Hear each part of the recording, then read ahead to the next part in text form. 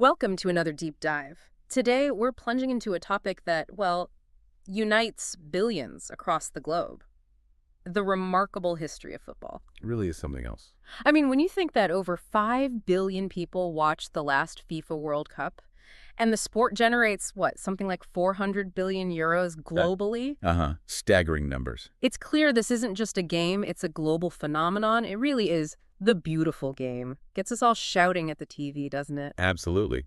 But the journey to get here, that's the fascinating part. Exactly. How did we get from, ancient kickabouts to this massive modern spectacle? Well, that's precisely our mission for this deep dive. We're going to try and uncover the surprisingly rich, sometimes, let's be honest, chaotic, but always fascinating evolution of football. Okay.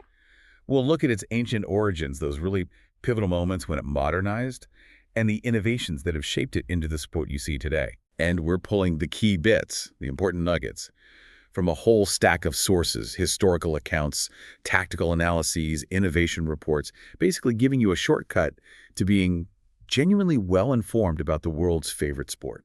Fantastic. And I think by the end of this, you'll definitely gain a much deeper appreciation for just how significant it is culturally and realize its evolution is, well, it's still happening. It never really stops. So where do we start? Maybe with the name itself, football. Seems simple, but maybe it isn't. That's a great place to start, actually, because the origin of football is, well, it's debated. Oh, Yeah, it was literally about kicking a ball with the foot. Or was it a more general term for games played on foot, as opposed to games played on horseback, which the aristocracy often did?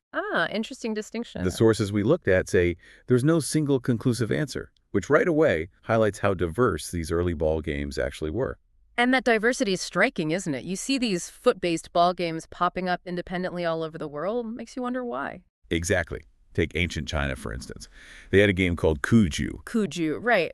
What made that one so significant? Well, it's incredibly similar to modern association football in some ways.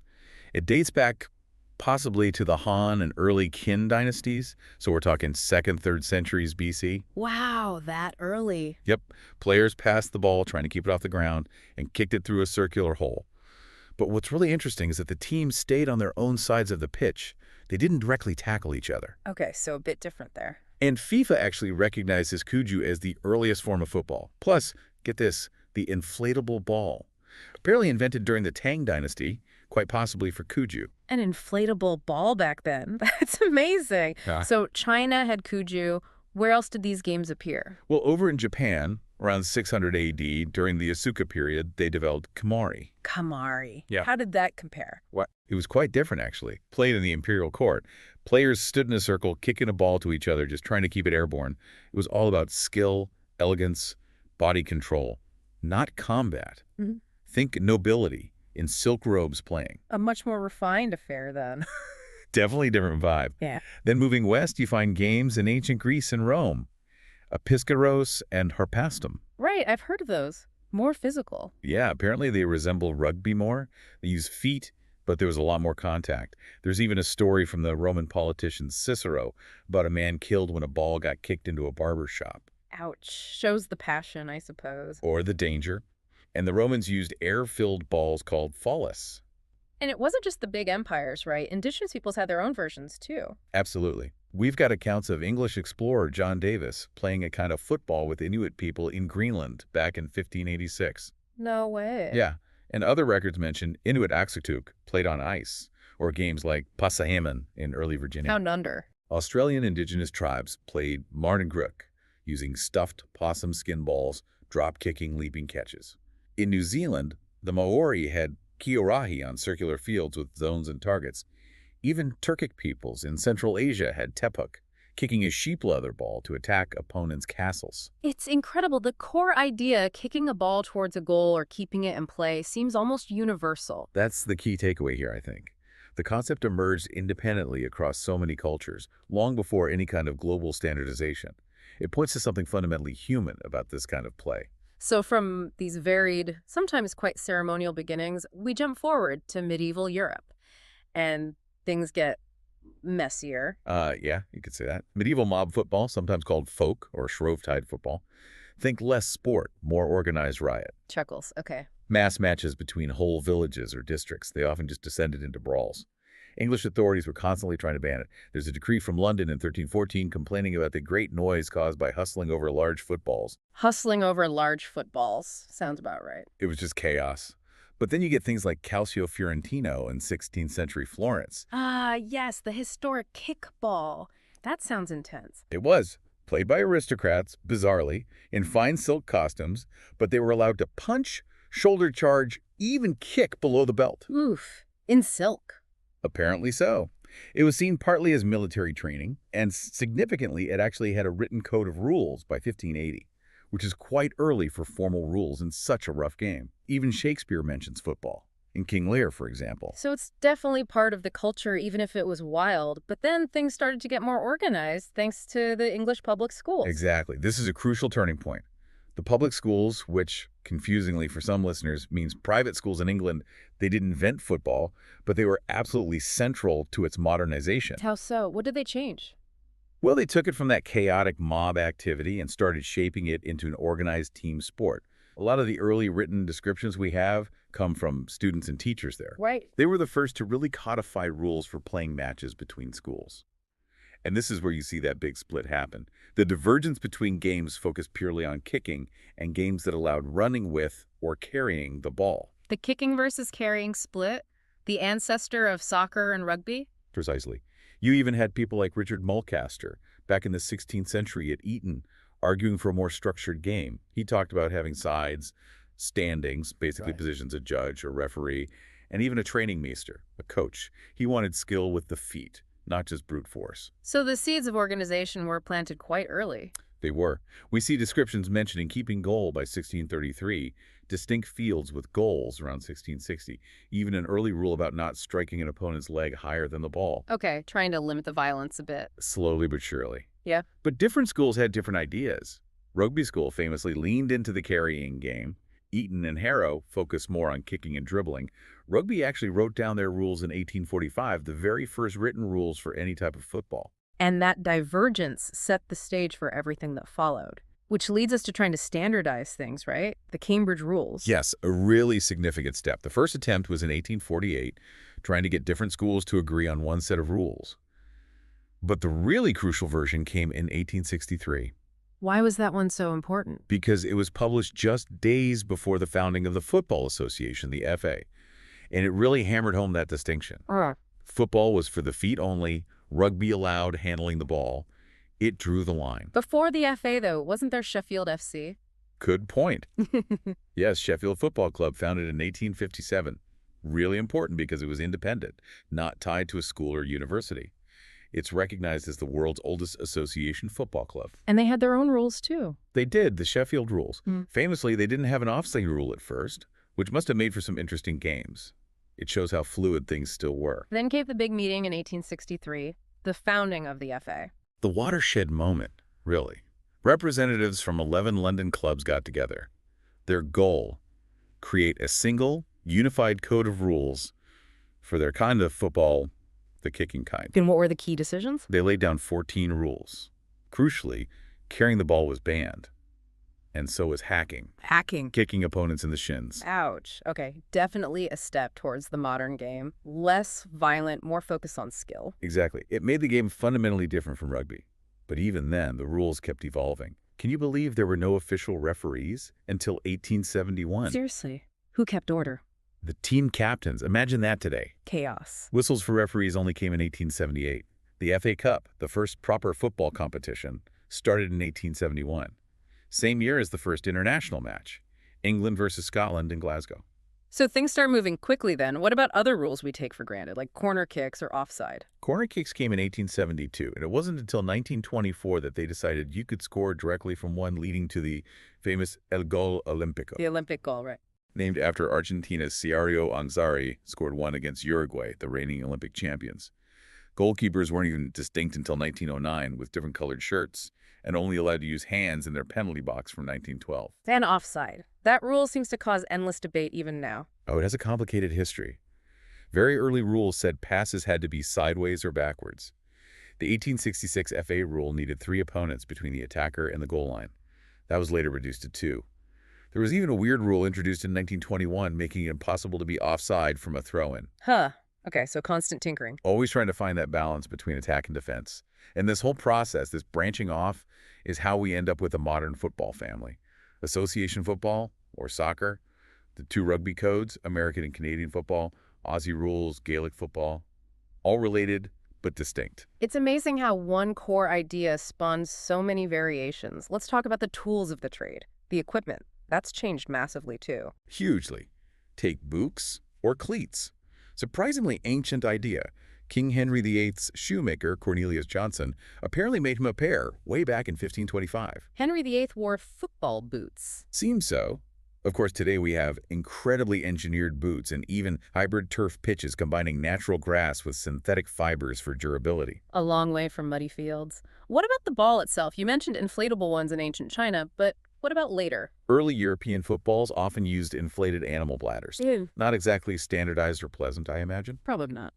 Then a shoemaker, Richard Linden, invented rubber bladders around 1851. Apparently his wife died from lung disease, possibly linked to blowing up pig bladders for years. Oh, that's tragic. It is. Charles Goodyear introduced a vulcanized rubber ball in 1855, but the iconic black and white hexagon pentagon ball, that design only really took off in the 1960s, first used in a World Cup in 1970. The Telstar ball. Instantly recognizable. And goal nets. Can't imagine a game without them. Right. But they're relatively recent. Invented by a Liverpool engineer, John Alexander Brodie, in 1889. He was apparently fed up with arguments about whether the ball had actually gone in. I can sympathize. He patented them, they got used in an FA Cup final in 1891, and became mandatory the next season. Finally, some certainty. And technology keeps marching on. Goal line technology, GLT, at the 2014 World Cup. That ended a lot of arguments. Instantly. No more debates about ghost goals. And then VAR, the video assistant referee, debuted at the 2018 World Cup, assisting with those big calls, goals, penalties, red cards. Still controversial sometimes, VAR, but definitely aiming for more accuracy. It's changed how we watch and analyze the game, for sure. Which brings us nicely onto tactics and formations, because that's evolved just as much as the rules and equipment. Absolutely. Early football sounds like it was more about individual effort than team strategy. Very much so. But then you had pioneering teams like the Royal Engineers AFC around 1869-70. They became known for their passing, for players backing each other up, real combination play. That was quite revolutionary. Moving beyond just dribbling past everyone. Exactly. And Cambridge University AFC refined things further, introducing the classic 2-3-5 pyramid formation. The pyramid. And today we talk about 4-4-2, 4-3-3, 3-5-2. These numbers define the whole approach, don't they? They do. They're the tactical blueprint. A 4-3-3, for example, can be defensive with two holding midfielders or attacking with two pushed further forward. It all depends on the coach's plan. And modern tactics have got even more subtle. What about the false nine? That term gets thrown around a lot. The false nine. Yeah. Yeah, it's a fascinating concept, often associated with Pep Guardiola's Barcelona and the Spanish national team, especially around Euro 2012. So what is it exactly? Essentially, you play without a traditional central striker, the number 9. Instead, you have attacking midfielders or wingers who take turns drifting into that central forward space. Okay. It confuses defenders. Center backs suddenly have no one specific to mark. Do they follow the drifting player out, leaving space? Or do they hold their position, leaving the attacker free? It creates tactical chaos for the opposition. Players like David Silva for Spain were brilliant at it. Clever. It's like sacrificing a fixed focal point for more fluidity and unpredictability. Precisely. But formations on paper are one thing. Making them work requires balance. You need players working in pairs, 2 center backs, 2 central midfielders, and as units.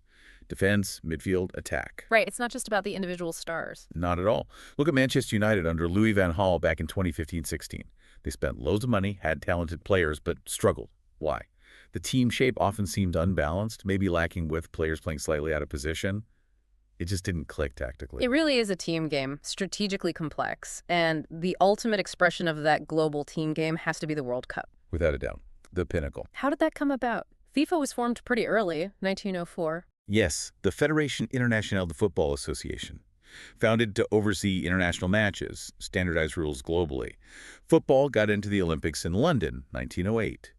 And by 1924, Uruguay turned up in Paris and won the gold medal, first time participating. That really showed the game's growing international reach. But the Olympics had issues with professionalism. Exactly. Top players were becoming professionals, but the Olympics insisted on amateur status. So FIFA decided they needed their own world championship. That led to the first World Cup. Uruguay, 1930. Yep. Held in Uruguay to celebrate their centenary, and because they were Olympic champions. But it was a struggle to get European teams there. Only 4 made the longboat trip. Incredible. And the final, Uruguay versus Argentina. Apparently so intense they couldn't agree on which ball to use, so they used an Argentinian ball for the first half and a Uruguayan one for the second. Uruguay came back from 2-1 down to win 4-2. What a start, and the tournament grew from there. It did, but with interruptions and controversies. 1934 in Italy was the first broadcast live on radio. Uruguay boycotted it, still annoyed about the poor European turnout in 1930. Tit for tat. Pretty much. 1938 in France was controversial too, as Latin American nations felt it should alternate continents. Uruguay and Argentina boycotted again.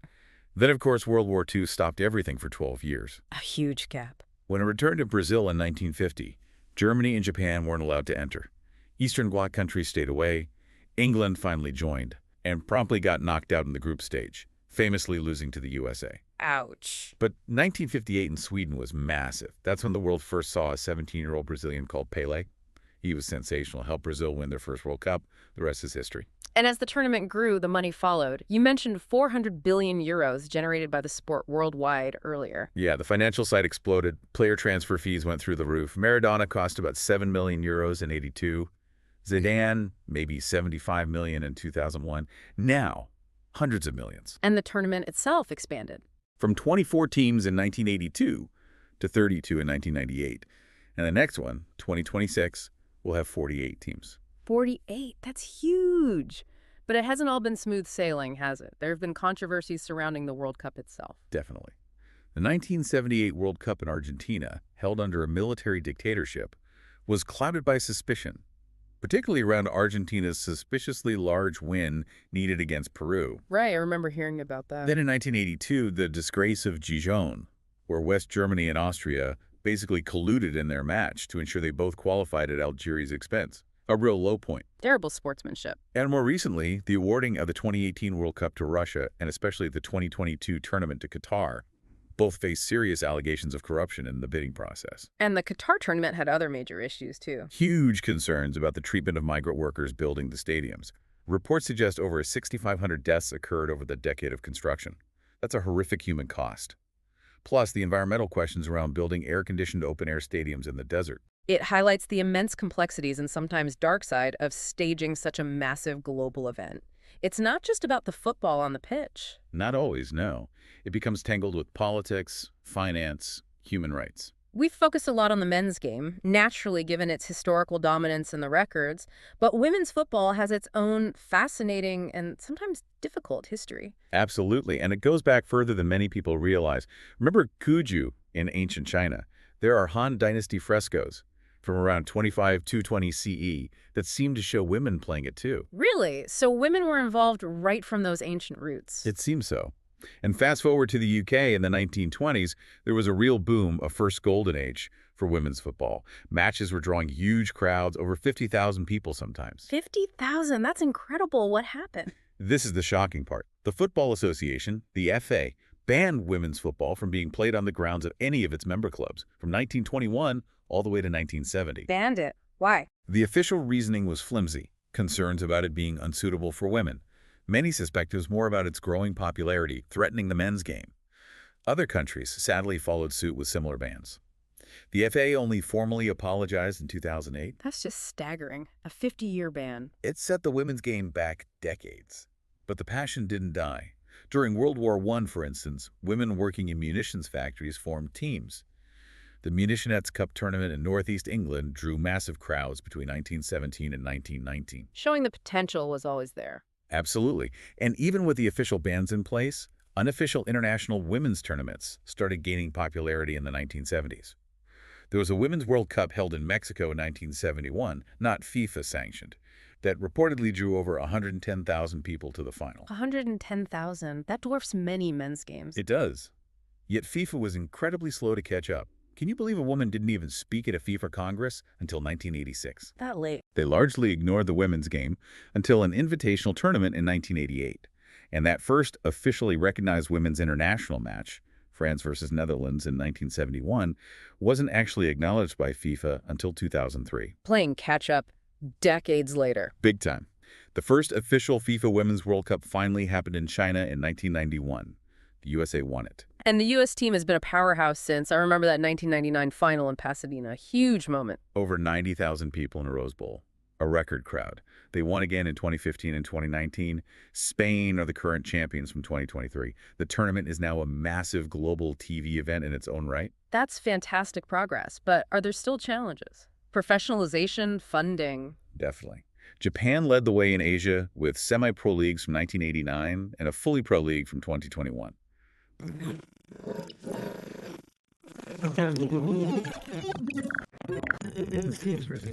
Just for participating in the early rounds of their FA Cup. That seems fundamentally unfair. It's a major point of contention.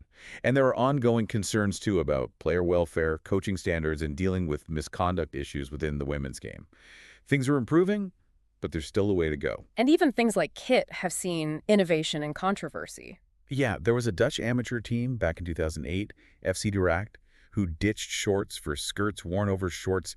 They said it was about elegance and comfort, challenging stereotypes. Interesting. And in 2012, FIFA approved the wearing of hijabs in matches after an incident in 2011 where the Iranian women's team had to forfeit a match because their kit, including hijabs, was banned at the time. So attire can be a really significant issue. Absolutely. But the overall trajectory seems positive. Undeniably. Just look at Australia. The A-League women set a new record this year, 2024. For the highest attendance ever for a women's sports season in Australian history. Over 312,000 fans. The momentum is really building globally. It really is. So, wrapping this up, we've covered a huge amount of ground.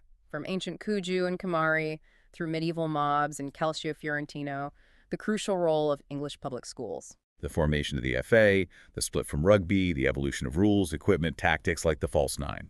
The global rise powered by FIFA and the World Cup, its triumphs and controversies, and the parallel, often challenging, but now rapidly growing story of women's football. It's been quite a journey, hasn't it? From simple beginnings to this incredibly complex, technologically advanced, multi-billion-euro global spectacle, driven by passion, competition, innovation, and yes, sometimes human failings too. A true reflection of society in many ways. So here's a final thought for you to ponder. As football keeps expanding, more teams, more money, more technology like VAR, how will this constant tension, this interplay between its deep, diverse history and traditions and this relentless push for modernization and maybe even sanitization continue to reshape the beautiful game? That's the big question, isn't it? Especially, how does the human element, the flair, the mistakes, the unpredictable decisions, the sheer joy and despair, how does that core part of football's soul survive and thrive amidst ever-increasing tactical complexity and technological intervention? Something to think about next time you're watching a match.